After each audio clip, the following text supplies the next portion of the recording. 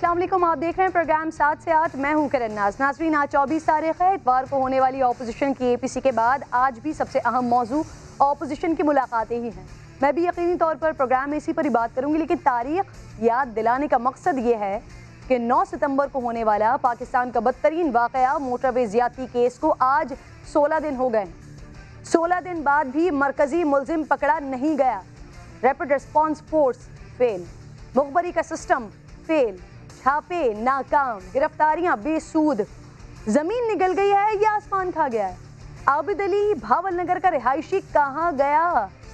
चंद घंटों में गिरफ्तारी का दावा करने वाली पंजाब हुकूमत, सवाल आपसे है, आबिद कहाँ गया?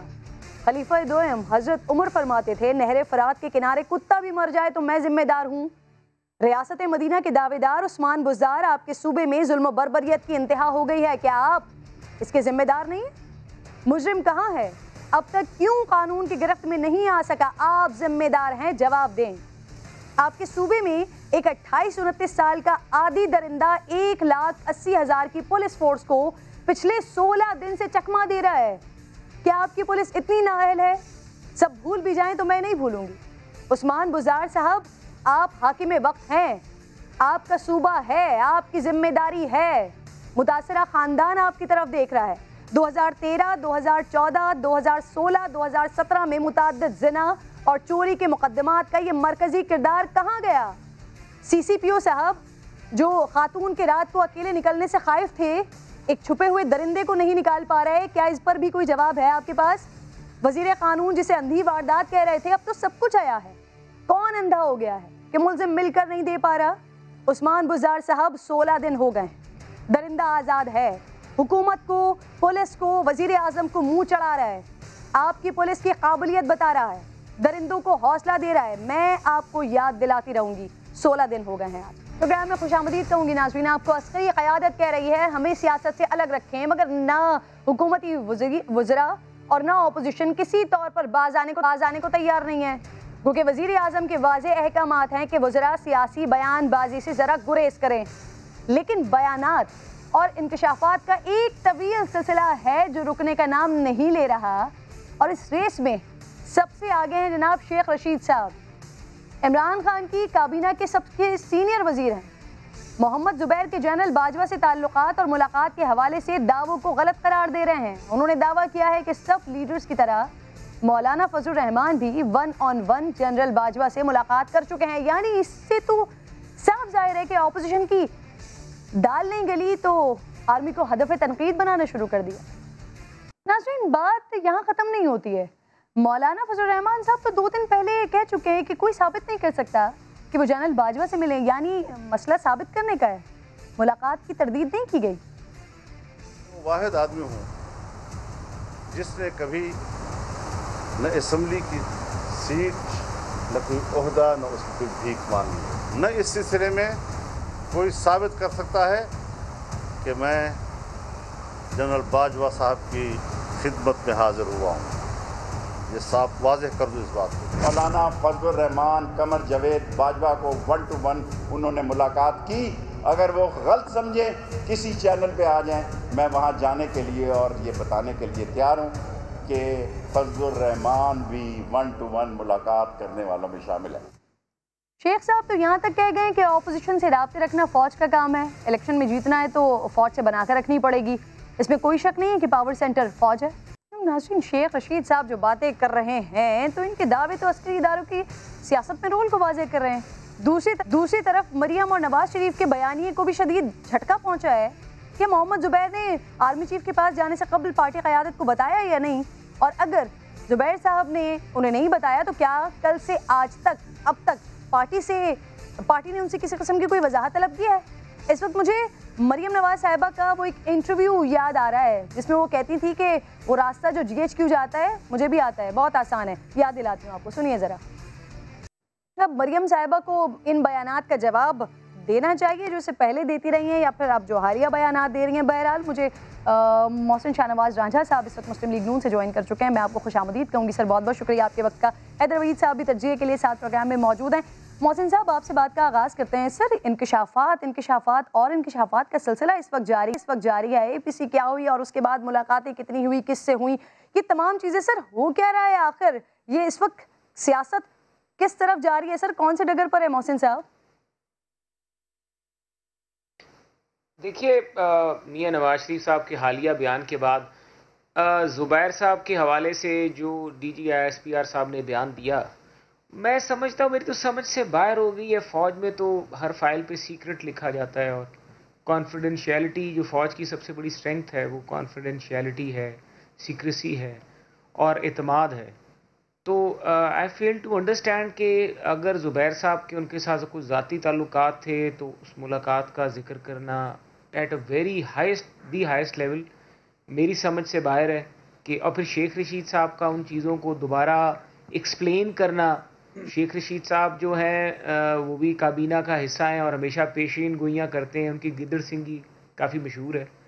तो मैं ये समझता हूँ कि मुझे तो अब मैच्योरिटी जो है वो जो हमारे लोग हैं, जो मैच्योर लोग समझे जाते हैं और जिन्होंने पाकिस्तान की 22 करोड़ अवाम के फैसले करने हैं, वो इस सूरत हाल से तो पाकिस्तान के जो दुश्मन है वो फ़ायदा उठाएंगे। आप पाकिस्तान की अगर गिलगित बल्तिस्तान के हवाले से कोई गुफ्तगू होती है तो उस गुफ्तगू की जो बातें हैं शेख रशीद साहब बाहर जाके बताना शुरू कर देते हैं और वो मुलाकात खुद किसकी रिक्वेस्ट पे होती है। आप शेख रशीद साहब के बयानात का जो हवाला दे रहे हैं तो उस पर बात करने के लिए मैं आपसे, आप कंटिन्यू कीजिएगा आगे इस बात को। अली जैदी साहब भी क्योंकि ज्वाइन कर चुके हैं तो उन्हीं से ही जवाब ले लेते हैं ना। शेख रशीद साहब, अली जैदी साहब, मैं आपको सबसे पहले तो खुशामदीद कहूंगी। शेख रशीद साहब जो बात कर रहे हैं सर, इलेक्शन जीतना है तो फौज से बना कर रखनी पड़ती है। सर माशाल्लाह आप भी इलेक्शन जीत कर आए हैं, तो क्या आपको भी फौज से मुलाकातें करनी पड़ी, फौज से बना कर रखनी पड़ी अली जैदी साहब? हमने तो नून लीग से भी बना के रखी, पीपल्स पार्टी से बना के रखी, उनको खुद ही बनानी नहीं आती तो हम क्या करें। हम तो सच बोलते हैं, झूठ क्या बोलते हैं। वो भी पाकिस्तानी है, पाकिस्तान की फौज से बनाई थी मैंने, हिंदुस्तान की फौज से नहीं बनाई थी। सबसे बात करनी चाहिए, मतलब पाकिस्तान के जो भी लोग हैं, पर उनका काम इलेक्शन में क्या था, टू मेक श्योर कि ठप्पा ना लगे और अंदर बाहर फौज खड़ी हो, बस उससे ज्यादा उनका कोई काम नहीं था। और वो बैलेट पेपर्स की डिलीवरी और बैलेट पेपर्स को पिक करके वापस ले जाना वो फौज का काम था, ताकि वो उसकी सिक्योरिटी रहे। और उनका क्या काम था इलेक्शन में, मुझे तो इसकी समझ में नहीं आ रही। अच्छा अली जैदी साहब, सियासी क़यादत मिलना चाहिए, लेकिन इससे खुफिया रखना सर, ये क्वेश्चन मार्क समझते हैं आप, लगता है? मतलब दिन को ना मिले रात को मिले, आप ये क्या नहीं है सर, खुफिया रखना नहीं जाते थे साझदार के साथ रात के अंधेरे में मिलने, सारी दुनिया को पता है। देखिए बात सुनिए, जब मैंने कोई चीज छुपानी नहीं है तो मैंने कोई चीज चोरी नहीं की, जब मैंने कोई डील नहीं मांगनी तो मैं जो सामने बात कर रहा हूँ वो कर रहा हूँ। जो मैं टीवी पे आपसे कर रहा हूँ या मैं पब्लिकली कर रहा हूँ, वही मैं जिससे जो भी बात करेगा पूछेगा उससे करूंगा। ये तो आपको तो खुद समझ आ गया ना कि जी उन्होंने कह दिया कि जी जो केसेस हैं वो आप जाए कोर्ट में और जो सियासत है वो आप पार्लियामेंट में करें, हमारे पास क्या करने आए। तो ठीक है, हम तो उनसे हमारी रोज मीटिंग होती है, बहुत जबरदस्त फौज हेल्प कर रही है पाकिस्तान की चीजों को ठीक करने में। सर, आपकी वन-ऑन-वन मुलाकात हुई अली जैदी साहब? उसमें फौज ने हेल्प किया, कोविड में फौज बड़ी चीज तरह हेल्प कर रही है। हमारे पोर्ट्स के इश्यूज होते हैं उसमें हम नेवी के साथ काम करते हैं, नेवी भी तो फौज ही है ना। नेवी के साथ मेरी रोज की इंटरेक्शन है, वो रोज हम उनके साथ बहुत क्लोजली काम कर रहे हैं। कोस्ट गार्ड भी फौज है, कोस्ट गार्ड के साथ हम काम कर रहे हैं। सो देयरफॉर इसमें कोई ऐसी कोई गलत बात थोड़ी होती है कि आप फौज से मिल गए तो पता नहीं। लेकिन अगर वहां जाके आप तिरले समाते करें, आप जाके तिरले समाते करें अपने वोटरों के आगे कि यार हमने तुम्हारा कोई काम नहीं किया, भाई हमें एक दफा और चांस दे, तो वो वोटर की मर्जी आपको चांस देना दे। फौज ने क्या नहीं आपके बैलेट बॉक्सेस भरने होते, वोट तो आवाम ने आपको देना होता है। सर मुझे बताइएगा कि कैबिनेट की नॉलेज में, वजीर आजम साहब की नॉलेज में ये बात थी कि मरियम नवाज साहिबा के सिलसिले में या फिर नवाज शरीफ साहब के सिलसिले में मुस्लिम लीग नून के लोग रिक्वेस्ट कर रहे हैं या मिल रहे हैं आर्मी चीफ से, नॉलेज में था आप लोगों की? मुझे नहीं पता कि जी प्राइम मिनिस्टर की नॉलेज में क्या था। मेरे ख्याल में इसका जवाब तो प्राइम मिनिस्टर दे सकते हैं। सर कैबिनेट का हिस्सा आप हैं, इसलिए मैंने आपसे पूछा कि क्या कैबिनेट की नॉलेज में था? डिस्कशन तो नहीं होता कि कैबिनेट के अंदर ये डिस्कशन तो नहीं होता कि कौन सा पॉलिटिशियन जाके किससे मिल रहा है। मतलब वो ये कैबिनेट का ये काम नहीं है। कैबिनेट के अंदर डिस्कशन होती है समरीज के ऊपर, कैबिनेट की जो समरी होती है उसके ऊपर बात होती है। हर मिनिस्ट्रीज की समरीज आती हैं, उसके ऊपर डिस्कशन होती है। और इतनी डायनामिक कैबिनेट पाकिस्तान की तारीख में आई नहीं कि हर मिनिस्ट्री की समरी के ऊपर ओपन डिबेट होती है, क्वेश्चन एंड आंसर होता है, सवाल जवाब होता है, कुछ मिनिस्टर्स अपोज करते हैं, उनको क्लैरिफाई करना पड़ता है, कुछ उनको समझ आई भी होती है तो वो अप्रूव करते हैं, उसके बाद फिर एक कलेक्टिव डिसीजन मेकिंग होती है। अली साहब, स्पेसिफिकली इस मामले पर इस डिस्कशन के दौरान कभी पीएम साहब ने आप लोगों को बताया इस तरह की किसी मीटिंग्स के हवाले से? नहीं, हमें तो कभी नहीं बताया, हम पूछते भी नहीं है, हमारा काम ही नहीं है। सर, आपकी भी कोई 1-on-1 कभी मुलाकात नहीं हुई वैसे अली साहब? किससे? आर्मी चीफ से सर। बिल्कुल हुई है। आपकी मुलाकात हुई है सर? मैं उनसे मिला हूँ, मैं तो खैर बोलो इसमें को एज ए मिनिस्टर मैं उनसे मिला हूँ। हमारे बहुत सारे प्रोजेक्ट्स होते हैं जिनके ऊपर क्लैरिटी चाहिए होती है, कुछ सिक्योरिटी कंसर्न्स होते हैं, तो हम डिलीवरी हम बहुत सारी बातें करते हैं। मेरी तो इतनी बड़ी मेरी नेवल चीफ से भी मुलाकात है, मेरे दफ्तर में फोटो लगी भी उनके साथ में बैठा हूँ, छुपा के तो नहीं मिला। ठीक है अली जैदी साहब, बहुत बहुत शुक्रिया, प्रोग्राम में आप साथ मौजूद थे। गुफ्तगू आप सुन रहे थे सर, जरा अपनी इस बात को भी कंटिन्यू कीजिएगा। और फिर सर ये कॉन्ट्रोडक्शन जो सामने आ रहा है, एक तरफ मरियम नवाज साहिबा के पिछले बयानात हैं, दूसरी जानिब वो कल जब उनसे बात हो रही थी इन बातों पर जवाब देते हुए वो क्या फरमा रही थी, फिर मोहम्मद जुबैर साहब की जो गुफ्तगू है उसका अगर पस मंजर देखा जाए तो वो कभी किसी अपने इंटरव्यू में कहते हैं कि बताया था, फिर मुलाकात के बाद बताया था। तो सर क्या मोहम्मद जुबैर साहब से अभी तक इस बात पर जवाब आया? बात उन्होंने वजाहत तलब की उनसे, और फिर मरियम साहिबा अपनी पुरानी बातों को और आज की बातों पर इस पे जवाब देंगी सर?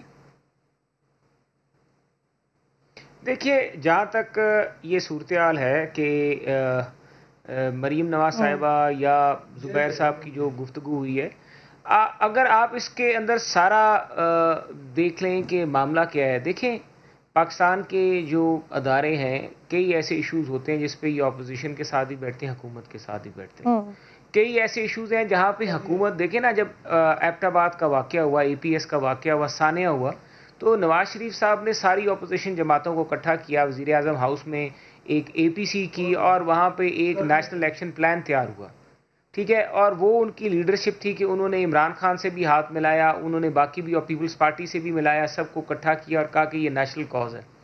इमरान खान का बुनियादी तौर पे ये फेलियर है, जिसकी वजह से मैं समझता हूँ कि अदारों को आगे आना पड़ता है, वो खुद चीज़ों को उनको अपने हाथ में लेना पड़ता है, क्योंकि इमरान खान साहब की जो स्टबर्ननेस है या जो उनकी ईगो है, ऐसे मामलात में उनको आगे जाने से रोक देती है, और वो अपोजिशन के साथ कई कौमी इश्यूज़ के ऊपर बैठने से इनकार कर देते हैं, जिसके नतीजे में फिर मुलाकातें होती हैं।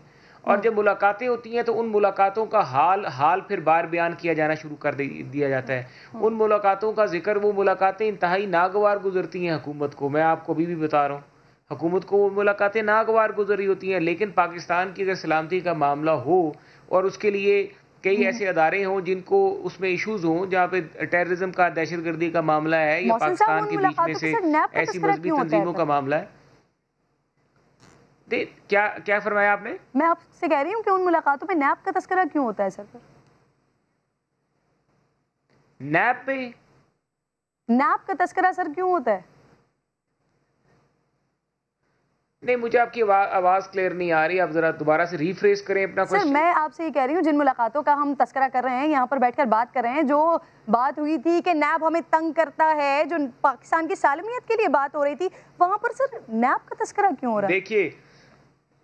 देखिए, नैब का बिल जो है या नैब का जिक्र तो पाकिस्तान की सुप्रीम कोर्ट भी कर चुकी है, और पाकिस्तान के अदारे भी समझते हैं कि नैब का कानून जो है उसकी अब्यूज़ की वजह से पाकिस्तान में बिजनेस एक्टिविटी रुक गई है, पाकिस्तान में ब्यूरोक्रेट्स काम नहीं कर रहे, और नैब से क्योंकि सियासतदानों को निशाना बनाया जा रहा है, सियासतदानों से तो अदारों का चलो वो तो एक मामला है ना, लेकिन पाकिस्तान का बिजनेस इफेक्ट हो गया है, पाकिस्तान की ब्यूरोक्रेट्स काम नहीं कर रहे। जहां पर अपनी शिकायत एक आम आदमी भी और एक सियासी लीडर भी लेकर जा सकता है, लेकिन आर्मी चीफ, आप समझते हैं ये वो फोरम है कि जहां पर नैब की शिकायत लगाई जाए सर?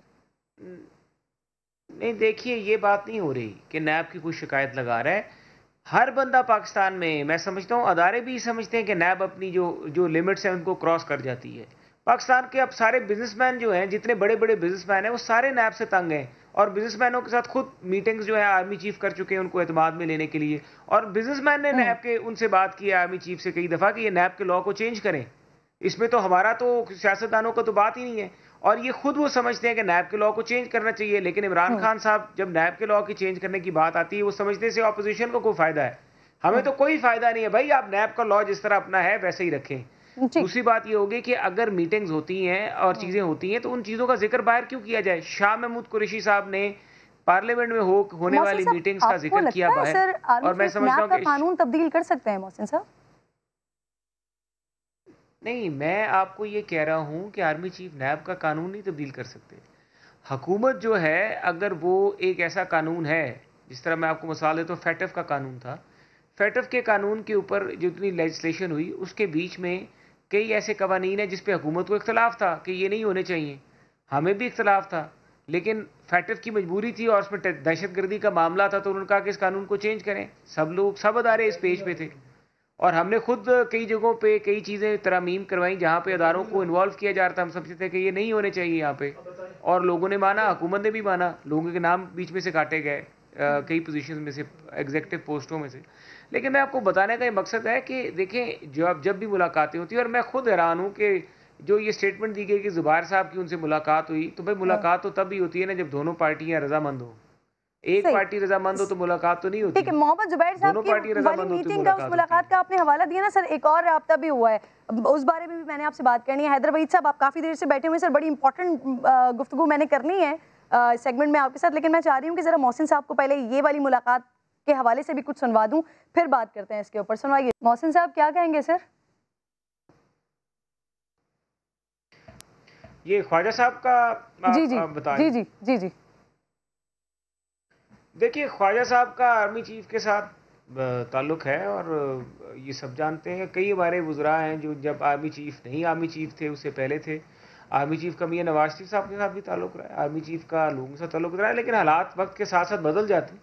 अब अगर कोई सूरत हाल है तो मुलाकातें और चीज़ें होती रहती। देखिए, ये मैं समझता हूँ इंतहाई इमेच्योर चीज़ें हैं कि अगर आपकी कोई मुलाकात हुई तो उसको डिस्क्लोज़ किया जाए, ये बहुत बड़ी इमेच्योरिटी है। ठीक है सर, आप कह रहे हैं डिस्क्लोज किया जाए। आज तो नवाज शरीफ साहब खुद कह रहे हैं कि अगर इस तरह की कोई मुलाकातें होती हैं तो फिर वो ऐलानिया मुलाकातें होनी चाहिए, तो उसको डिस्क्लोज किया जाए। मियां नवाज शरीफ साहब ने सही कहा ना, उन्होंने कहा कि आप बिल्कुल ओपनली बताएं अपना, एक फिर थ्रू प्रॉपर चैनल होनी चाहिए। हैदर वहीद साहब सर कैसे देख रहे हैं? क्योंकि ये जो ठीक है, हैदर वहीद साहब आप कैसे देख रहे हैं सिचुएशन को? सर, मुस्लिम लीग नून एक जानिब, नवाज शरीफ साहब गुफ्तगू कहाँ से शुरू करते हैं और फिर आज की तारीख तक की मामला किस तरह से आगे बढ़ता है? मुलाकातें हो रही हैं, नहीं हो रही, कैसे हो रही हैं? वुज़रा अलग अलग इंकशाफात कर रहे हैं, PMLN के अपने लोग मुख्तलिफ वजाहतें दे रहे हैं, और फिर ये ट्वीट आ जाना नवाज शरीफ साहब का कि आज के बाद कोई मुलाकातें नहीं होंगी। देखें, आप अपने चैनल में जब आती हैं तो आप चौकीदार से जिसके पास ताकत होती है कुछ करने की, जो आपके मसले हल कर सकता है, जो कि ताकत का सरचश्मा होता है, उसी से मिलते हैं ना जाके लोग, ऐसे तो नहीं मिल जाते किसी से जाके। तो सवाल पहला तो ये है कि ताकत का सरचश्मा जो है वो पार्लियामान क्यों नहीं है? ताकत का सरचश्मा क्या जुडिशरी नहीं है? ताकत का सरचश्मा जो है वो फिर ये जो है वो फौजी इदारे ही से क्यों है? पहला सवाल तो ये होगा कि लोग मिलते क्यों। तो ये भी बात है, ये बहुत जो है कंट्रोवर्शियल बात हो सकती है। मेरे ख्याल से बेहतर यही है कि जो इस वक्त स्टांस लिया है दोनों ने, DGISPR ने ये बात क्लियर की है कि फौज का इस सियासत से कोई ताल्लुक नहीं, वो हर सारे सियासी मामला चाहते हैं पार्लियामान में हल हों और अदालत में अदालती मामला हल हों, कानूनी मामला हल हों, वो उस पर रहें। नवाज शरीफ साहब ने बिल्कुल क्लियर जो है आज ट्वीट जो किया है, बहुत वाज़े तौर पे उन्होंने क्लियर कर दिया है कि आईनी पोजीशन जो है वही बरकरार होनी चाहिए, पार्लियामान की बातें पार्लियामान में होनी चाहिए, सियासी बातें सियासतदान जो हैं उनको मिलना नहीं चाहिए आम तौर पे, और अगर कोई ऐसी नेशनल सिक्योरिटी या नेशनल इशू है तो बता के डिस्क्लोज करके क़यादत की इजाज़त से मिलें। और मेरे ख्याल से ट्वीट बिल्कुल मुनासिब है, बैलेंस्ड है। वो ये नहीं कहती कि कोई राब्ते मुनक़ता हो जाएं, ट्वीट ये कहती है कि एक तरीक़ाकार होना चाहिए जिससे ये राब्ते हो सके हैं, क्योंकि वरना फिर होता यही है कि एक तरफ कहा जा रहा है कि जुबैर साहब जो हैं वो चीफ साहब के दोस्त नहीं थे, दूसरी तरफ नजर आ रहा है कि वो 3 और 4 घंटे मिले हैं। एक तरफ बताया जाता है कि वो पर्सनली नहीं आए, अगर सियासी चीजों को डिस्कस करने आए थे तो पहली मुलाकात के बाद दूसरी मुलाकात की इजाजत उनको क्यों दी गई? तो बहुत सारे ऐसे सवाल हैं कि जिनके इस वक्त जवाब जो है वो वाजे नहीं है, और बेहतर यही है कि इस वक्त तो स्टांस DGISPR ने लिया है और मियां मोहम्मद नवाज शरीफ ने लिया है, इन दोनों पे दोनों पासदारी अगर करें तो आइन के मुताबिक ये रिलेशनशिप आगे चल सकती है, सियासतदानों की और फौज की, पार्लियामान की और आर्म फोर्सेस की, और ये तो दोनों ने बहुत अच्छी बात। हैदर साहब, दोनों कायम रहे। हैदर साहब, बड़ी धुआंधार तकरीर की नवाज शरीफ साहब ने, कोई तकरीबन 1.25 साल की खामोशी के बाद उन्होंने गुफ्तगू की, इतनी धुआंधार तकरीर की। तो सर फिर ये बात अगर आज उन्होंने ट्वीट किया है तो ये बात वहां पर भी करते थे कि ठीक है मोहम्मद जुबैर साहब की मुलाकात हुई है लेकिन गलती हो गई। देखिए, मेरे ख्याल से उन्होंने ये कहा है कि माजी में जिस तरह से पाकिस्तान की सियासत चली है तो उनके भी पार्टी में से लोग मिलते रहे हैं, उन्होंने ये इम्प्लिसिटली बात मानी है, लेकिन उनका कहना है कि ये बात फिर भी दुरुस्त नहीं है और आइंदा मुलाकात अगर होगी तो एक तरीक़ाकार को जहन में रखते हुए होगी, आईन पाकिस्तान को जहन में रखते हुए होगी और ऐसे सब्जेक्ट मैटर पे होगी जो नेशनल सिक्योरिटी से रिलेटेड होगा। तो नवाज शरीफ साहब ने ये नहीं कहा कि उनकी पार्टी में कभी ऐसी पेशरफ्त नहीं हुई है, उन्होंने कहा कि ये जहां होनी पड़ी है उसको इम्प्लिसिटली उन्होंने रिग्रेट भी किया कि ये हालात ही कुछ ऐसे हैं कि क्यों मिलते हैं लोग ना, सबसे पहली बात तो ये मिलते हैं लोग, तो दुरुस्त बात है। पीएमएल नून के भी मिलते रहे हैं, सब पार्टियों के लोग मिलते रहे हैं, बिजनेसमैन मिलते रहे हैं, सब मिलते हैं, इसलिए मिलते हैं क्योंकि ताकत का सरचश्मा जो है, जिस तरह शेख रशीद साहब ने कहा और दुरुस्त कहा कि ताकत का सरचश्मा जहां होगा वहां लोग जाएंगे, जहां गुड़ होगा वहां सब जाते हैं। तो ये बात पहली पूछने की ये है कि क्या ये बात सही है कि ताकत का सरचश्मा जो है वो आर्म फोर्सेस ही हों? तो ये बहुत बुनियादी बातें हैं जो इस वक्त डिबेट में अब आ गई हैं और हमें चाहिए कि जो भी आइन के मुताबिक और सारे इदारों की हारमनी के मुताबिक जो मामलात हैं उस तरह हल किए जाएं। और मेरे ख्याल से नवाज शरीफ साहब और DGISPR दोनों ने जो मौक़िफ़ लिया वो बिल्कुल ठीक है, दोनों उसकी पासदारी करें। ठीक है। मोहसिन राजन साहब, सर ये अब नहीं होगा वाला जो सीगा है ये मुस्लिम लीग नून के लिए बड़ा अजीब सा नहीं हो गया सर? जनरल ज़िया के मामला की बात की जाए तो उसके बाद कहा जाता है अब नहीं होगा, अब ये मुलाकात हो गई, मीटिंग हो गई, फिर ये एक ट्वीट आ जाता है नवाज शरीफ साहब का एंड दीगर लोग कहते हैं कि अब नहीं होगा। तो सर ये सीगा बड़ा अजीब सा नहीं हो गया PMLN के लिए? देखिए, अच्छी बात है, ये तो चीज़ें फॉर्मलाइज हो गई हैं, ये तो चीज़ें अब अच्छी बात है फॉर्मलाइज हो गई हैं और एक अच्छा तरीकाकार बन गया। नवाज शरीफ साहब ने भी कह दिया है कि पार्टी लीडरशिप से बाकायदा फॉर्मल तरीके से कॉन्फ्रेंस में लेके मुलाकातें की जाएंगी और साथ में आर्मी चीफ ने भी कह दिया है कि जी सियासत से हमारा कोई ताल्लुक़ नहीं है। तो बेहतर है, ये तो बहुत अच्छी बात हो गई है कि अब मैं समझता हूँ कि इससे ज़्यादा क्लैरिटी आएगी और अगर कोई बात होगी तो पब्लिक के सामने होगी। देखिए, अगर हमारी किसी से ज़ाती ताल्लुक़ है, ज़ाती दोस्ती, हमारी रिश्तेदारियाँ भी हैं, हमारे पाकिस्तान की फ़ौज में हमारे रिश्तेदार भी हैं, हमारे कज़न्स भी हैं, सारों के रिश्तेदार भी होते हैं, लोगों के दोस्त भी हैं काफ़ी। अब लोग दोस्ती यारी में बैठ के गुफ्तगू करते करते बाज़ दफ़ा दूसरे इश्यूज़ भी डिस्कस कर लेते हैं और अगर डिस्कस कर लिया जाए जो कि मतलब मैं समझता हूँ कि आपके पास ना तो मैंडेट हो पार्टी की तरफ से उस गुफ्तगू करने का, तो मैं समझता हूँ गैर मुनासिब है, या तो आपके पास मैंडेट होना चाहिए। तो मैं समझता हूँ इससे अच्छी बेहतरी आएगी कि जिन लोगों के पास जो चीज़ें करने का मैंडेट नहीं होता और वो ऑन देयर ओन कोई चीज़ करते हैं, इनिशिएटिव लेते हैं, तो अब अगलों को भी पता होगा कि इसके पास मैंडेट नहीं है, क्योंकि अब पार्टी की लीडरशिप ने कह दिया कि बात की जाएगी तो ऑफिशियली की जाएगी और सबको पता के की जाएगी। तो ये तो एक अच्छी चीज़ होगी, चीज़ें फॉर्मलाइज होगी और ट्रांसपेरेंट हो गई। ठीक है, कुछ ट्रांसपेरेंसी की शायद यहाँ पर भी ज़रूरत है सर। 4 दिन हो गए APC को हुए, इतवार को हुई थी, आज जुमेरात है सर, मुस्लिम लीग नून आगे बढ़ी है सर, ये बैकफुट पर गई है, हुआ क्या? देखिए, जो पब्लिक का फीडबैक है मियां नवाज शरीफ साहब की तकरीर के बाद, पब्लिक का फीडबैक जो है वो तो बहुत ज़्यादा, हर बंदा बात कर रहा है कि जी ये बात ठीक है, उनकी बातें गुफ्तगू ठीक है, पब्लिक फीडबैक तो ये आ रहा है। अब ज़ाहिर है चैलेंजेस तो होंगे, चीज़ों को फेस भी करना पड़ेगा, बाज़ दफ़ा गलत चीज़ें लोगों को एट्रीब्यूट की जाएंगी, जिन लोगों की इंटेंशन नहीं होगी, जो लोग उस चीज़ में उस तरह से इन्वॉल्व नहीं होंगे, लेकिन उनको भी एट्रीब्यूट की जाएंगी।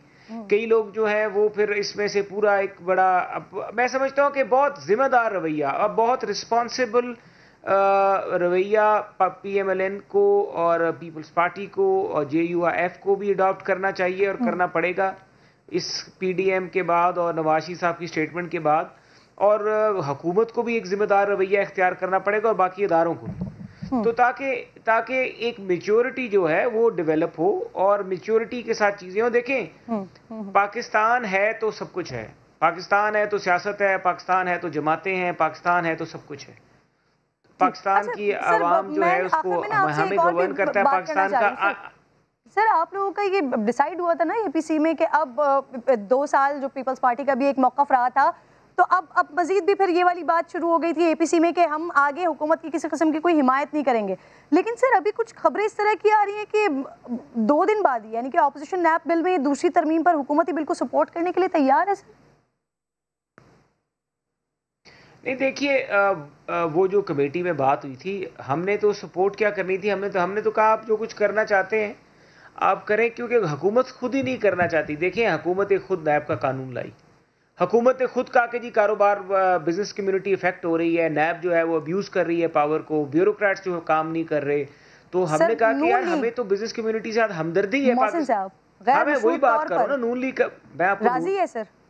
नहीं गैर मशरूत तौर पे, नहीं गैर मशरूत तौर पे, मशरूत तौर पे क्या गैर मशरूत, हम अगर आप कहते हैं कि आप एब्सटेन कर जाएं, एक चीज़ है जो पाकिस्तान के अवाम के हक में बेहतर होना चाहती है, पाकिस्तान की अदलिया सुप्रीम कोर्ट फैसले दे चुकी है, हम उस चीज़ की हम उसकी मुखालफत करते क्यों अच्छे लगेंगे? हम पाकिस्तान की आवाम, चले हम तो सफ़र कर रहे हैं, हम तो जेलों में जाएंगे, हमारा तो कसूर है, हम अपोजिशन है, लेकिन मैं अपनी ज़ाती राय रखता हूँ कि पाकिस्तान की आवाम को सफ़र नहीं करना चाहिए, पाकिस्तान के बिजनेसमैन को सफ़र नहीं करना चाहिए।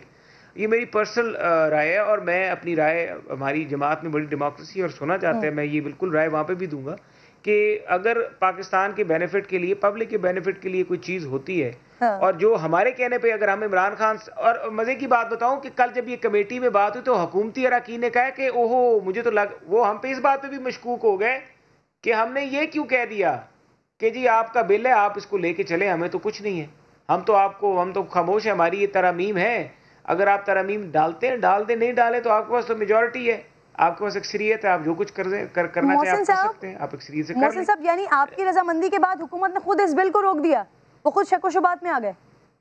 जी खुद हुकूमत ने उस बिल को रोक दिया, खुद शक-ओ-शुबात में आ गए। यहाँ से आप अंदाजा करें ना, कि यहाँ से अंदाजा करें इनकी सोच का कि कितनी इमेच्योरिटी है। हैदर भाई साहब, सर एक तो इस वाले पॉइंट पर भी कमेंट कीजिएगा और साथ साथ मैं आपसे लास्ट में ये पूछना चाह रही थी कि एक परसेप्शन ये क्रिएट हो रहा है कि जो धुआंधार तकरीर नवाज शरीफ साहब की हुई है, उससे पहले जो मोहम्मद जुबैर साहब की मुलाकातें हुई हैं जिसमें उन्होंने मरियम नवाज साहिबा के हवाले से और नवाज शरीफ साहब के हवाले से बात करना चाहिए, तो सर मामला वहाँ तय नहीं पाए, इस वजह से नवाज शरीफ साहब ने इतनी धुआंधार तकरीर की है और अगेंस्ट तकरीर की है? देखिए पहली बात तो ये कि जुबैर साहब ने ये बारहा कहा है कि ये एक निजी मुलाकात थी और उनके ताल्लुकात बहुत पुराने हैं और उन्होंने कोई नवाज शरीफ साहब या मरियम नवाज के हवाले से बात उस तरह से नहीं की कि कोई बात बिगड़ी हो या बनती हो या तब्दील हो या सियासी हो। अगर लोग आज हर तीसरा घर है पाकिस्तान में अगर कोई बात कर रहे हैं तो चीफ ऑफ आर्मी स्टाफ और मरियम नवाज की बात करते हैं। बात करना वो जानते हैं मरियम नवाज को, चीफ ऑफ आर्मी स्टाफ सियासत को भी ज़ाहिर है देखते हैं। अगर वहाँ कोई बात हो जाए वो एक बात है, अगर तो वहाँ कोई डील होने की बात हो वो दूसरी बात है। DGISPR ने कहा कि उनकी बारे में बात हुई, उन्होंने ये नहीं कहा कि उनके हवाले से कोई इल्तिजा थी, कोई डील थी, कोई रिक्वेस्ट थी जिसपे कि हाँ या ना हुआ। तो मैं DGISPR की बात पे चलूंगा। यहाँ पे आपका जो इंकशाफ है कि ये नवाज शरीफ साहब एकदम से कैसे हुआ कि 2 साल की खामोशी के बाद सियासी मंजरनामे में इतने नुमाया तरीके से और इतनी धुआंधार तकरीर करते हुए सामने क्यों आए। तो एक तो मेरे ख्याल से ये बात वाज़ेह है कि इन 2 सालों में बेशतर जो पीरियड था वो जेल में थे। अच्छा हैदर, मैंने भी ख्वाजा आसिफ साहब की वो गुफ्तगू भी सुनवाई थी ना, वो भी आपने देखा होगा, इलेक्शन हार रहे थे वो, उन्होंने फ़ोन किया रात के तकरीबन 2 सवा 2 बजे के करीब और सुबह 1800 इलेक्शन की लीड से वो जीत गए। इस पर क्या कहेंगे आप? देखिए ये बात वही है जो मरियम नवाज ने भी कहा कि देखिए अगर आप हर मसले के लिए जाएंगे और एक ही जगह बात करेंगे और मसले वहां से ही हल होंगे तो फिर ये पार्लियामान के तकाजे और आइन के तकाजों के मुताबिक जो है वो पाकिस्तानियों के मसाइल हल नहीं हो रहे, ये फिर कुछ और है। तो इसलिए अगर ख्वाजा आसिफ साहब के इलेक्शन में कोई मसाइल थे और उन्होंने फौज को फोन किया तो अगर तो देखें फौज का रोल था और आईनी रोल था, उन्होंने बैलेट को प्रोटेक्ट करना था, उन्होंने सैंक्टिटी जो है वो बैलेट की प्रोटेक्ट इस तरह से करनी थी कि धांधली ना हो। अगर तो वहां पे उससे रिलेटेड कोई इशू पे उन्होंने बात की तो वो बात मुख्तलिफ है। नताइज को बदलने के हवाले से अगर कोई आप इंसिन्यूएट या कोई और इंसिन्यूएट कर रहे हैं तो वो बात अलग है। सही मेरे पास इन दोनों चीजों को ठीक है हैदर साहब, फिर ये डिबेट मजीद आगे बढ़ती है कि अगर इशूज से या ये ठप्पे वाली बात अगर ये रोकनी थी तो फिर आरे के पास जाते, लेकिन वक्त मेरे पास खत्म हो गया, मुझे एक छोटा सा ब्रेक लेना है, बहुत मेहमानों का ब्रेक लेती हूँ, ब्रेक के बाद अगले टॉपिक की जाने बढ़ूंगी।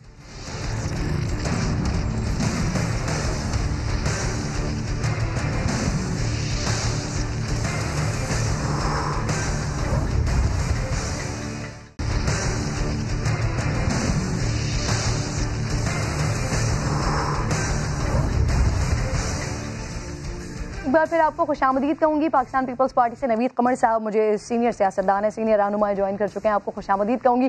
सर सबसे पहले तो बहुत बहुत शुक्रिया आपके वक्त का। ये बताइए सर, शेख रशीद साहब तो बड़े बड़े इंकशाफात कर रहे हैं और उन्होंने अगले हफ्ते का फिर कह दिया, फिर किसी का नाम आने वाला है, किसी का नाम सामने लाने वाले हैं। सर उनसे पहले आप ही बता दें, क्या बिलावल साहब की या पाकिस्तान पीपल्स पार्टी के किसी रहनुमा की कोई मुलाकात वगैरह हुई है? सर देखें, जो एक मुलाकात का सब जिक्र कर रहे हैं, गिलगित-बल्तिस्तान के बारे में जो मीटिंग हुई थी उसमें बिलावल साहब भी थे, मैं भी मौजूद था और काफ़ी सारे जो हैं पार्लियामेंट्री लीडर्स वहाँ मौजूद थे। उसके अलावा और कोई मुलाकात न हुई है, न कोई और मुलाकात होने का कोई प्रोग्राम है। तो शेख रशीद साहब तो मेरा ख्याल है अपने आप को रेलेवेंट रखने के लिए कई बातें करते हैं, कुछ सच उठाया, कुछ झूठ उठाया, मिला के एक कहानी बनाई और अपने आप को जो है आपके स्क्रीन पे पेश कर दिया। तो ये बातें अगर वो ना करें तो फिर रेलेवेंस क्या है शेख साहब? अच्छा नवीद कमर साहब, जिस मुलाकात का आप तस्करा कर रहे हैं, जिसमें आप भी मौजूद थे, बिलावल भी मौजूद थे, जो जीबी के हवाले से मुलाकात थी, तो सर उसमें किसी किस्म की पीपल्स पार्टी ने अपने तहफ़्फ़ुज़ात से आगाह किया, जैसे PMLN ने, एहसान इकबाल साहब ने नैब के हवाले से अपने तहफ़्फ़ुज़ात से आगाह किया था? देखिए, पीपल्स पार्टी या PMLN का इशू नहीं था। का बात जिस तनाजुर में हो रही थी वो था कि इस वक्त जो हालात हैं, खासकर इंडिया के जो मकबूजा कश्मीर में 370 वगैरह लागू करने के बाद, नेक्सेशन के बाद, जाहिर है कि उसका एक इफेक्ट आता है हमारी जो बॉर्डरिंग एरियाज है, खासकर गिलगित-बल्तिस्तान में भी। तो उस लिहाज से क्योंकि वहाँ एक इलेक्शन का माहौल है, इलेक्शन होने वाले हैं 15 नवंबर को, तो उस सिलसिले में ही जो जितनी बातचीत हुई, तो एहसान इकबाल साहब ने जो नुक्ता उठाया वो ये था कि बहुत ज़रूरी है कि इलेक्शंस जो हों गिलगित-बल्तिस्तान में वो साफ, शफाफ और बगैर इंटरफेरेंस के हों। इस पे जाहिर है कि तमाम अपोजिशन की पार्टीज ने इस बात को सपोर्ट किया कि हाँ इसी तरह से होना चाहिए। तो जाहिर है जब बात निकलती है तो फिर ये जरूर इश्यूज आए कि माजी में क्या हुआ और अब क्या है, लेकिन जो मैसेज था वो काफी जितने शफाफ इलेक्शंस होंगे उतनी मैंडेट से वहाँ असेंबली आएगी कि जो मंगों की वो आईनादार होगी, जिसकी वजह से बड़े मुश्किल जो फैसले करने नवीद साहब, तो नैब के हवाले से किसी किस्म की कोई तहफ़्फ़ुज़ात या कोई बात नहीं की गई पीपल्स पार्टी की जानिब से? मेरा ख्याल मुझे तो कोई भी याद नहीं पड़ता कि किसी भी एक शख्स ने भी नैब के इशू को उस मीटिंग में उठाया हो। मेरा ख्याल ये पता नहीं, अगर किसी ने ये कहा है तो definitely I can clearly deny कि उस पर डिस्कशन नहीं था। इलेक्शंस पे जरूर हुआ, इलेक्शन रिफॉर्म्स की भी बात हुई और जीबी के फ्यूचर स्टेटस की भी बातें हुई। ठीक है। अच्छा सर, ये जो नैब वाला मामला हुआ है, नैब की दूसरी तरमीम सर जो आ रही है, इसमें नून लीग और पीपल्स पार्टी सर हुकूमत की इस तरमीम पर राजी कैसे हो गए? सर इससे पहले तो ये बता दीजिए कि ये कायमा कमेटी में, क्योंकि आप भी मौजूद थे सर, तो ये जो इसमें तब्दीलियां आ रही हैं, कौन कौन सी चीजें हैं जो नहीं आ रही हैं, पहले तो जरा इसकी तशरीह या वजाहत कर दीजिएगा सर। पहली चीज तो ये कि कोई नई चीज नहीं है। गवर्नमेंट ने एक ऑर्डिनेंस प्रोमलगेट किया था जो कि 4 महीने तक वैलिड रहा। वो ऑटोमेटिकली जब कोई ऑर्डिनेंस प्रोमलगेट होता है तो वो असेंबली में आता है, वो बिल बन जाता है, वो बिल बन के वो कायमा कमेटी के पास चला जाता है। तो कमेटी के सामने जो कल था या कल मेरा ख्याल था कि जो मसौदा आया वो गवर्नमेंट ने जो ऑर्डिनेंस प्रोमलगेट किया था उसका था। अब सवाल ये है कि क्या हम सेटिस्फाइड हैं उससे? हम नहीं, हम कंप्लीटली सेटिस्फाइड तो नहीं है, लेकिन हमें ये पता चला कि शायद गवर्नमेंट अपने ही मसवदे से पीछे हट रही है। तो हमने कहा कि भाई आप पीछे तो ना हटें, जो है इस वक्त कमेटी के सामने मसवदा, आप उसी को पास करना चाहते हैं आप उसी को करते हैं, मेजॉरिटी वैसे भी आपके पास है, लेकिन अगर हम नहीं मुखालफत करते आप उसको ले जाएं। लेकिन हुकूमत इतनी कंफ्यूज्ड है कि उनको ये नहीं समझ में आया कि वो अपने बिल को सपोर्ट करें या अपोज करें। तो एक अजीब सा एक माहौल वहां पे पैदा हो रहा है। यानी आप लोगों की जब हिमायत सामने आई तो फिर हुकूमत इससे पीछे हट रही है। सर इससे वैसे फायदा किसको होगा इस बिल से, इसका बेनिफिशियरी कौन होगा सर? देखिए मेरे हिसाब से मैं 99 से इस बिल को फॉलो कर रहा हूँ मुख्तलिफ जावियों से, और इतनी दफा इस पे डिस्कशंस भी हुई हैं। नैब का कानून जो है एक पॉलिटिकल इंजीनियरिंग का एक कानून है, उसके अलावा वो तो है एक उसका पॉलिटिकल एस्पेक्ट, लेकिन जो 90% केसेस हैं वो सिर्फ पॉलिटिशियंस पे ही नहीं बल्कि ब्यूरोक्रेट्स पे, बिजनेसमैन पे और बाकी सोसाइटी के जो लोग हैं उन पे होते हैं, और हर एक की जिंदगी जो है मुश्किल हो गई। तो जो ऑर्डिनेंस बीच में आया था उससे ये जरूर था कि कुछ लोगों को इसमें रिलीफ मिल रहा था, और नैब की जो अनफेटर्ड जो पावर्स हैं कि उनसे कोई उनकी कोई रोक टोक ही नहीं है, और जिस पे मर्जी जो भी लगा दें और फिर वो कई साल उनको जेलों में रख के फिर आखिर में कहे कि जी कुछ भी नहीं था।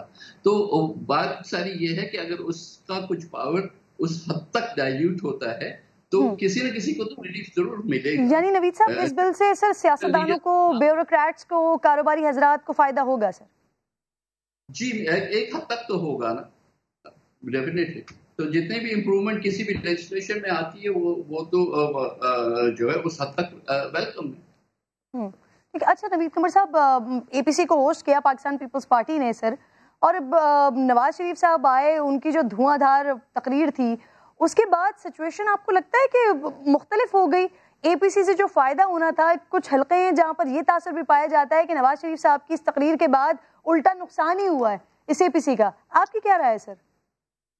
नहीं देखिए, पहली चीज तो ये कि तमाम पार्टीज एक प्लेटफॉर्म पे आई, ये एक पॉजिटिव बात थी। उसके बाद जाहिर है कि हर एक ने राय एक हद तक वही थी, लेकिन अपने अपने अंदाज में दी। तो और उसके बाद एक जो प्रोग्राम सामने आया वो भी अनफोल्ड होगा अगले महीनों में। तो उस लिहाज से पता नहीं, नुकसान तो शायद हुकूमत का ही हुआ होगा कि हुकूमत उस दिन से लेके इतनी घबराई हुई है कि रोज नोटिस जाते हैं, कभी मौलाना फजल रहमान को जाता है, कभी PMLN के लोगों के पास जाता है, पता नहीं अगली किसकी बारी आएगी। तो ऐसे ये तो अब मामूल बन गया है ना कि हुकूमत के पास एक ही हथियार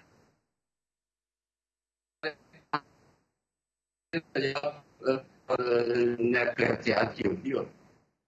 अच्छा नवीद कमर साहब, सर मोहम्मद जुबैर साहब के हवाले से जो कल DGISPR की बात सामने आई, मोहम्मद जुबैर साहब भी बता रहे हैं जी 2 मुलाकातें हुई, क्या बात हुई क्या नहीं हुई, इस तरह की बातें। सर आपको लगता है मोहम्मद जुबैर साहब आर्मी चीफ से मुलाकात के लिए जाते हैं, मरियम नवाज साहिबा के हवाले से, नवाज शरीफ साहब के हवाले से वहां पर बात करते हैं, यानी खुद ही सेटलमेंट करने की कोशिश करते हैं, और क़यादत को इल्म ना हो, क़यादत को मालूम ना हो? Sir is it possible? जी देखिए, इसका जवाब तो या जुबैर साहब दे सकते हैं या उनकी क़यादत दे सकती है ना। अगर वो कह रहे हैं कि क़यादत को मालूम था तो मालूम था, अगर वो कह रहे हैं कि नहीं था तो we have to take it at face value. बात सारी ये है कि अगर तो कोई साजिश कर रहा है, देखें ये एपीसी का भी ये फैसला था, उससे पहले जो COT से लेके जो भी है कि अगर सियासतदान एक दूसरे के खिलाफ फौज से मिलके साजिश करेंगे और उस बैकडोर से पावर में आने की कोशिश करेंगे तो फिर ना उस मुल्क में जमहूरियत रहती है, ना ही वो मुल्क जो है वो तरक्की कर सकता है। हमारे मुल्क को इस सारी जो है खुराफात से निकालने की जरूरत है, बजाय इसके कि हम इन चीजों को पढ़ें। बाकी अगर उनकी जाती दोस्ती है, कोई से मिलता है तो उसको तो कुछ नहीं कर सकता। जो क्रक्स ऑफ द मैटर है वो तो ये है ना कि फौज के साथ मिलकर आप सियासत ना करें। आपको सियासत करनी हो आप अपनी जगह करें, बाकी आप के नवीद साहब, ये पाकिस्तान पीपल्स पार्टी का हमेशा से मौक़िफ़ रहा है, जरदारी साहब के ऑन रिकॉर्ड बयानात मौजूद हैं कि मुस्लिम लीग नून हमेशा आखिर में इस्टेब्लिशमेंट के साथ मामलात अच्छे करके पीठ दिखा देती है, पीठ में छुरा घोंपती है। तो सर, इस बार जब ये APC हुए और उससे पहले बतदरीज मुलाकातें होती रही, राब्ते होते रहे, तो इस तरह की मीटिंग्स के हवाले से कोई तस्करा मुस्लिम लीग नून की जानिब से या मोहम्मद जुबैर साहब की जानिब से या एहसन इकबाल साहब की जानिब से सर किया गया? और क्या इस बार श्योरिटी है पाकिस्तान पीपल्स पार्टी को कि इस बार वो जो रिवायत है मुस्लिम लीग नून की बकौल आप लोगों के, उसको रिपीट नहीं किया जाएगा? देखिए, फर्स्ट ऑफ ऑल बकौल हम लोगों के गिना कहें, आपने ज़ाहिर है पाकिस्तान की पॉलिटिकल तारीख का एक बहुत बड़ा चैप्टर आप कम से कम मिड 80s से लेके आ रहे हैं, जहाँ मुस्लिम लीग भी एक पॉलिटिकल फोर्स है और पाकिस्तान पीपल्स पार्टी भी है। मुख्तलिफ औकात पे ज़ाहिर है हम एक दूसरे के मुखालिफ भी रहे हैं और एक दूसरे के साथ कोऑपरेट भी किया है। तो ये चीज़ें सियासत में कही जाती हैं, लेकिन आज अगर मुस्लिम लीग की कोई पोजीशन है तो मुस्लिम लीग ही उसको क्लैरिफाई कर सकती है ना। पीपल्स पार्टी से क्यों पूछना चाहते हैं कि उनकी हमारी पोजीशन, मुस्लिम लीग की पोजीशन क्या होगी? ये तो कोई बताएंगे। सर, उनकी पोजीशन नहीं पूछ रही हूँ मैं, तो उस कॉन्फिडेंस के, उस भरोसे की बात कर रही हूँ कि इस बार पाकिस्तान पीपल्स पार्टी को वो भरोसा है कि मुस्लिम लीग नून वो नहीं करेगी जिस माजी का, जिस तारीख का आप हवाला दे रहे हैं। देखिए, किसी के साथ जब हम टेबल पर बैठते हैं और हाथ मिलाते हैं तो भरोसे के साथ ही करते हैं ना। तो सिर्फ आप वो बातें ना याद करें ना जहाँ कोऑपरेशन नहीं हुई, आप वो भी बातें याद करें जहाँ कोऑपरेशन हुई। ठीक है नवीद कमर साहब, बहुत बहुत शुक्रिया, प्रोग्राम में आप साथ मौजूद थे। प्रोग्राम का वक्त खत्म हो गया है नाज़रीन, इंशाल्लाह पीर को आपसे मुलाकात होगी। अल्लाह ने